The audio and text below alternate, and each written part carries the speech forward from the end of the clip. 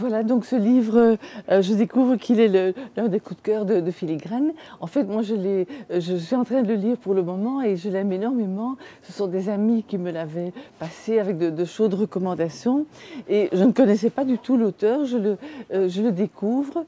Et pourquoi j'aime ce livre? D'abord parce qu'il commence très très bien à décrire la passion de dessiner, la passion de peindre chez un enfant d'un milieu assez défavorisé.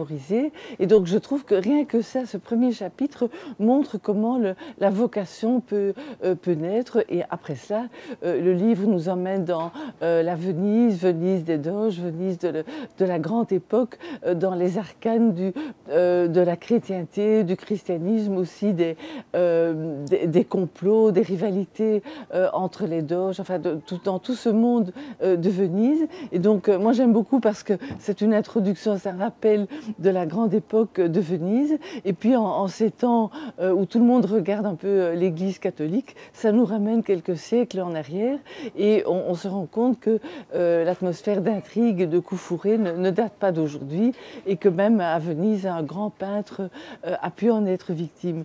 Et donc en plus c'est très très bien écrit, c'est une écriture sobre, descriptive, il n'y a pas trop de longueur et il y a le sens aussi des rebondissements, d'événements inattendus. Donc on retourne dans plusieurs siècles en arrière et on le lit comme si c'était une histoire contemporaine qui pourrait peut-être se passer dans la Venise d'aujourd'hui, qui sait, et ça nous rend aussi plus familiers plus familières les œuvres d'art et notamment les œuvres d'art religieux que l'on voit en Italie. Et donc voilà, pour toutes ces raisons, c'est un livre que je lis vraiment avec beaucoup de plaisir. Donc je me garde tous les soirs un petit moment de tranquillité pour vraiment le savourer à fond.